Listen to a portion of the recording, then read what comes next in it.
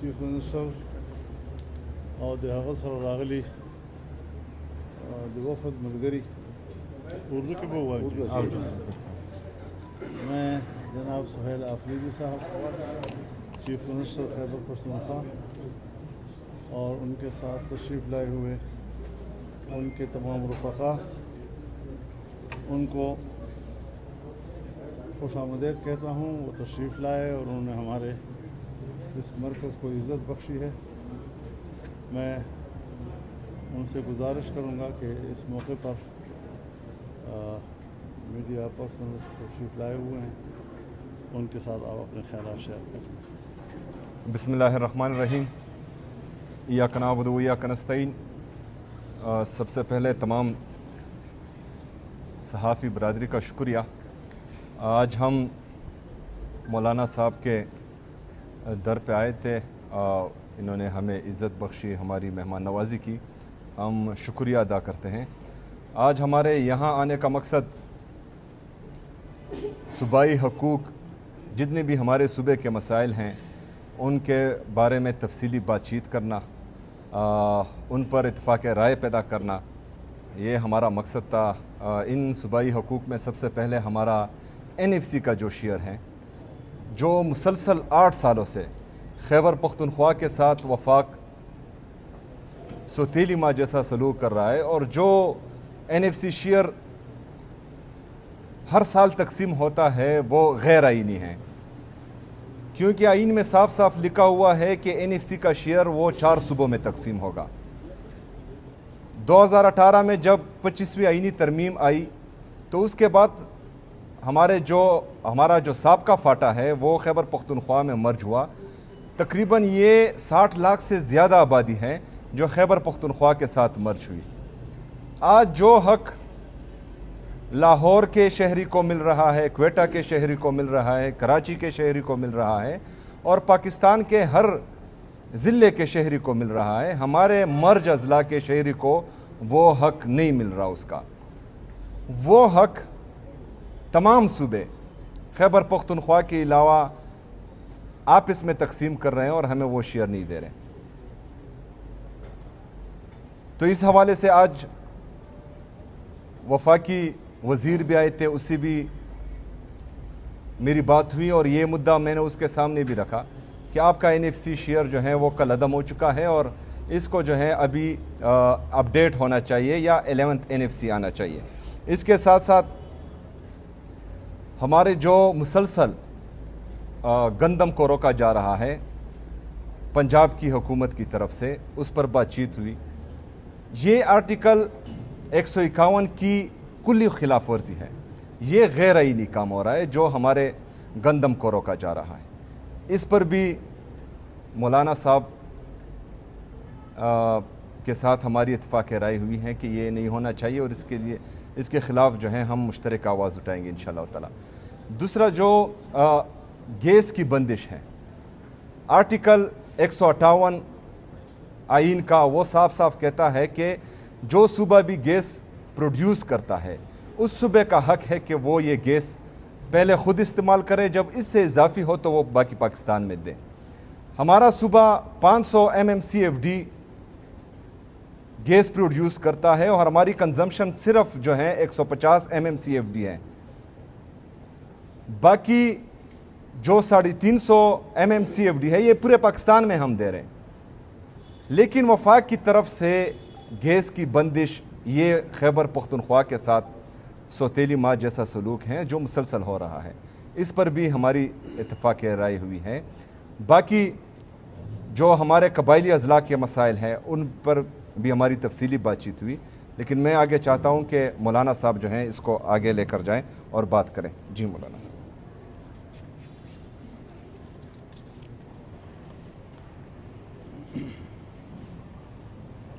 بسم اللہ الرحمن الرحیم. نحمده ونصلی علی رسوله الکریم.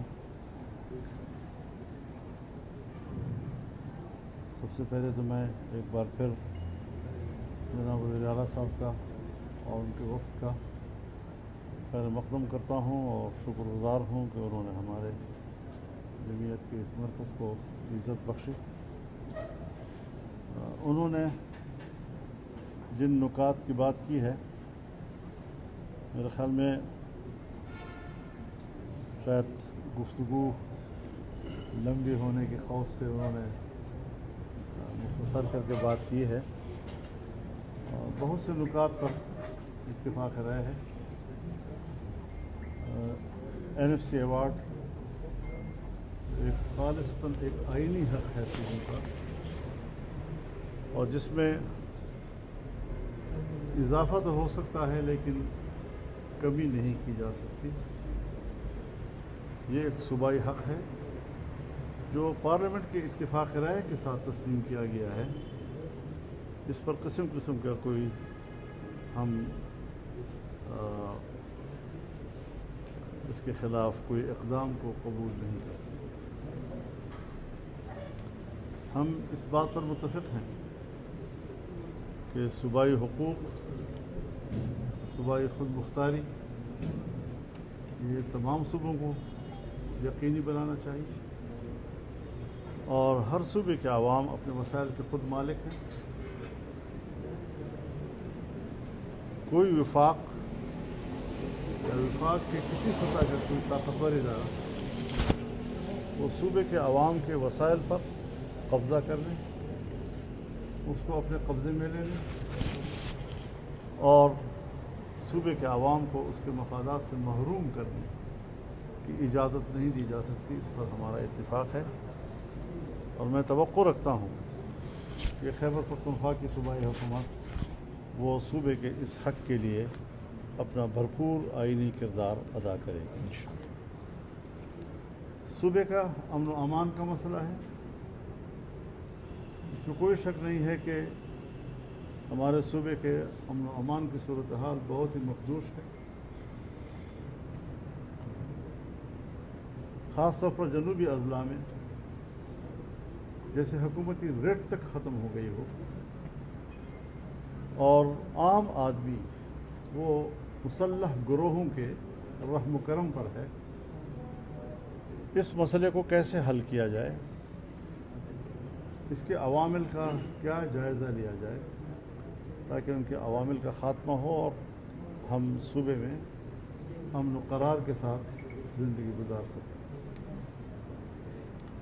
ہم نے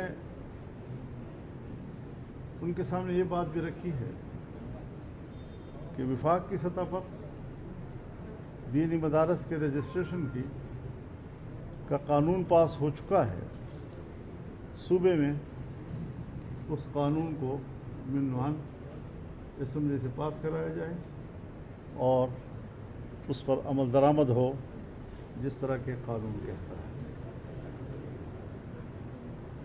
ہمارے جو قبائل ہیں جسے ہم فاٹا کے علاقے سے تعبیر کرتے ہیں، ہم نے فاٹا کو صوبے میں ضم کیا لیکن عملاً اب تک وہ ضم نہیں ہو سکا ہے۔ ان کی مشکلات میں اضافہ ہوا ہے، مشکلات میں کمی نہیں ہوئی۔ ان کے جو واجبات تھے وہ شاید اب تک بھی ہم پورے نہیں کر سکے ہیں۔ 2017 میں یہ فاٹا مرج ہوا تھا، آج 2026 ہے، اور اس کے باوجود وہاں کوئی نظام موجود نہیں ہے۔ وہاں جو قوموں کی ملکیت زمینیں تھیں یا علاقے تھے یا پہاڑ تھے یا صحرائے تھے، ابھی تک اس کو بندوبستی علاقے کے طور پر تقسیم نہیں کیا جا سکا ہے۔ نہ وہاں پٹواری جا سکتا ہے، نہ وہاں قانون گو جا سکتا ہے، نہ وہاں تحصیلدار جا سکتا ہے۔ اور ہمارے بلوچستان ہو یا ہمارا خیبر پختونخوا ہو، اس کے پہاڑوں میں، صحراؤں میں جو معدنی ذخائر ہیں اس کو قبضے میں لیا جا رہا ہے۔ طاقتور قوتیں وہاں پر کھدائیاں کر رہی ہیں اور ہمارے صوبے کے غریب لوگوں کی ملکیت اس کو اپنے قبضے میں لے رہی ہے۔ ہم جانتے ہیں کہ ریاست وہ ان معدنی ذخائر کی حفاظت کی ذمہ دار ہے، لیکن اس کا یہ معنی نہیں کہ وہ وہاں کے عوام اور عام آدمی وہاں کے بچوں کے حقوق کو حاصل کر لیں اور ان کو محروم کر دیں۔ تو اس حوالے سے بھی ہماری سوچ ایک ہے اور ہم سمجھتے ہیں کہ اس کے لیے ہماری ایک مشترکہ حکمت عملی ہونی چاہیے، تاکہ ہم اپنے غریب صوبوں کے غریب بچوں کے وسائل کو ان کے حق میں استعمال کر سکیں اور ان کے منافع ہم ان کو دلا سکیں۔ اسی طریقے سے جیسے کہ چیف منسٹر صاحب نے ذکر بھی کیا کہ پنجاب سے گندم کی جو ترسیل ہے اس پر پابندی لگائی گئی ہے اور وہ آئین کی خلاف ورزی ہے۔ کسی زمانے میں جب میاں شہباز شریف صاحب صوبے کے وزیر اعلیٰ تھے تو یہ اس زمانے سے وتیرہ چلا آ رہا ہے، لیکن جب ہم ان سے شکایت کرتے تھے تو کہتے تھے کہ جی ہم تو اجازت دے دیں گے، لیکن یہ گندم جب آپ کے صوبے میں جائے گا تو پھر افغانستان سے مغل ہوگا، افغانستان سے مغل ہوگا۔ ہم نے کہا کہ نہیں، ہمارے لوگ پنجاب جاتے ہیں، مزدوری کرتے ہیں، کٹائی میں شریک ہوتے ہیں، برداشت میں شریک ہوتے ہیں، اپنی مزدوری لے کر واپس آتے ہیں، آپ کس طرح ان کی مزدوری جو ہے ان کے گھر تک آنے میں رکاوٹ کر سکتے ہیں؟ اور آج ہم کہتے ہیں ان کو کہ آپ ہی نے تو سرحد بند کی ہوئی ہے۔ جب افغانستان اور پاکستان کے درمیان سرحد ہی بند ہے تو پھر سمجھنے کا کیا تصور ہو سکتا ہے؟ تو اس صورتحال میں بھی ہمارے صوبے کے عوام کے لیے گندم کی بندش جو ہے آئین کی بھی خلاف ورزی ہے، انسانی حقوق کی بھی خلاف ورزی ہے اور یہاں کے غریب لوگوں کے حق پر ڈاکہ ڈالنے کے مترادف ہے۔ اس کے علاوہ کل جی بی میں گلگت بلتستان میں جو الیکشن ہوئے ہیں، میں ابھی اس تفصیل میں تو نہیں جاؤں گا، لیکن وہاں سے جو ہمیں انیشیل اطلاعات موصول ہوئی ہیں تو اس حوالے سے ہمارا اس پر اتفاق ہے کہ ہم جی بی الیکشن کو مسترد کریں۔ تو یہ کچھ مولانا صاحب نکات تھے جس پر بات ہوئی۔ آپ کے ہاں آپ کے گھر پر ہم نے ہمیشہ دیکھا ہے کہ تحریک انصاف کی وفود جاتے رہے ہیں، اسلام آباد میں آپ کی ملاقاتیں ان سے ہوتی رہی ہیں، اسد کیسر صاحب بھی یہاں پہ موجود ہیں، اور اس سارے سلسلے پر جے یو آئی اور پی ٹی آئی کے کارکنوں کے ساتھ ساتھ عام لوگوں کی بھی بڑی نظریں ہوا کرتی تھیں، اور تاثر یہ تھا کہ آپ نے کبھی پکڑائی نہیں دی۔ آج لگ رہا ہے کہ آپ نے تھوڑی بہت پکڑائی دی ہے۔ ہم زندہ رہیں گے تو این ایف سی بھی ہوگا اور وفود بھی ہوں گے۔ یہ جو امن و امان کا مسئلہ ہے اس پر اتفاق کیا ہوا ہے کہ کس طریقے سے اس مسئلے سے نمٹا جا سکتا ہے؟ دیکھیے، میں اپنی بات کر لیتا ہوں اور میرے خیال میں یہی حق پی ٹی آئی کو بھی ہے کہ میں یہ چاہوں گا کہ وفاق میں ان تمام معاملات پر تمام پارٹیوں کو انگیج کیا جائے، چاہے اس کا تعلق اپوزیشن کے ساتھ ہو، چاہے ان کا تعلق حکومت کے ساتھ ہو۔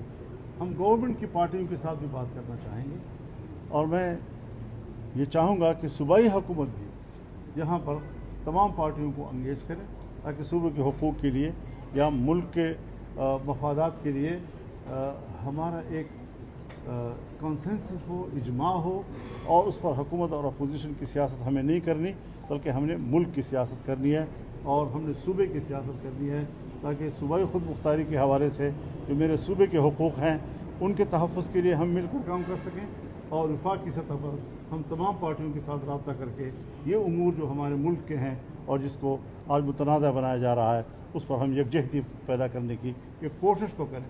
مولانا صاحب یہ بتائیں کہ جن امور پر آپ دونوں جماعتوں کا یا حکومت کا اتفاق ہوا ہے اس کو آگے کیسے بڑھایا جائے گا؟ آگے پارلیمنٹ کی سطح پر ہوگا، پارلیمنٹ کی سطح پر ہوگا، دونوں جماعتوں کے درمیان ہوگا، اور کیا دونوں جماعتیں سڑکوں پر آ سکتی ہیں؟ دیکھیے، بات یہ ہے کہ ہم جب بسم اللہ سے بات شروع کرتے ہیں تو آپ والناس پہ کھڑے ہو کر سوال کرتے ہیں، تو ہمیں کچھ تو سفر کرنے دیں۔ آج ہم بیٹھے ہیں اور ابھی ہم سورۃ فاتحہ میں کھڑے ہیں۔ خیر، بہرحال اس حوالے سے یہ اچھی ابتدا ہے، ایک اچھا ماحول ہے، ہمیں اس کو مزید بہتر کرنا چاہیے اور مزید بہتریاں ملک کی سیاست میں پیدا کر کے ہمیں آگے بڑھنا چاہیے۔ مولانا صاحب क्या कहेंगे, बजट पहले 10 तारीख को, अब 12 तारीख को वफाकी हुकूमत आगे लेके जा रही है, पीपल्स पार्टी के साथ क्या इख्तलाफात चल रहे हैं बजट के मामले से, क्या पार्लियामेंट में? मतलब ये हुकूमत की जिम्मेदारी है। पहले हम सुन रहे थे 1 जून को पेश हो रहा है, फिर हम सुन रहे थे 5 को पेश हो रहा है, फिर हम सुन रहे थे 10 को पेश हो रहा है, आज आप कह रहे हैं 12 को पेश हो रहा है। अब इसमें हुकूमत की क्या मजबूरियां हैं उसका हमें इत्तला नहीं है, लेकिन बहरहाल कुछ तो है। चीफ साहब ये बताएं कि एक तो ये जो बजट के सूबाई बजट के हवाले से कंफ्यूजन है, क्या आप बजट पेश करेंगे या खान साहब की रिहाई से मशरूफ करेंगे? एक अहम नुक्ता मौलाना साहब ने यहाँ पर जिक्र किया कि इत्तेफाक हुआ है दीनी मदारिस की रजिस्ट्रेशन के हवाले से कानून साजी। क्या आप सूबाई असम्बली में ये बिल लाएंगे और कानून साजी करेंगे? देखें, सबसे पहले तो हाँ बिल्कुल हम कानून साजी के लिए बिल भी लाएंगे और इंशाल्लाह उसको सपोर्ट भी करेंगे। दूसरी बात जो आपने की है कि देखें, ये बजट जो है ये खैबर पख्तूनख्वा के लोगों का हक है। खैबर पख्तूनख्वा के लोगों ने तीसरी दफ़ा जो है इमरान खान साहब को वोट दिया है, तो ये हमारा हक बनता है कि हम डिमांड करें कि जिन लोगों ने इमरान खान साहब को वोट दिया है तो कम से कम बजट उनके सामने पेश किया जाए, उनसे मुशावरत की जाए। तो इंशाअल्लाह ताला ये जो हमने बजट बनाया है इमरान खान साहब के विजन के मुताबिक, तो हम ये भरपूर डिमांड पहले भी करते आ रहे हैं और इसके बाद भी करेंगे कि हम इमरान खान साहब के सामने ये पेश करेंगे इंशाअल्लाह। सर ये बताएं कि मुसलसल असम्बली का इजलास मुलतवी किया जा रहा है और बजट भी तकरीबन 12 से 15 को हो गया है, तो तासर ये दिया जा रहा है कि जो अपने नाराज अरकान का ग्रुप है उसकी वजह से ये डीलिंग हो रहा है, तातुल का शिकार हो रहा है। देखें ये 15 तक करेंगे 15 तक करेंगे। ये हम जब छोटे थे और हमारे वालिद साहब बाहर दुनिया में होते थे तो हम यहाँ से कॉल करते थे और थोड़ा सा नाराज़गी का इजहार करते थे, क्योंकि हमें पता होता था कि वो जब वापस आएंगे और थोड़ी नाराज़गी का इजहार करेंगे तो अपने साथ कुछ लाएंगे। तो बजट के माहौल में ये थोड़ी बहुत नाराज़गियाँ होती हैं, लेकिन इसका मतलब ये नहीं है कि लोग बगावत करें, बगावत नहीं करेंगे। शुक्रिया।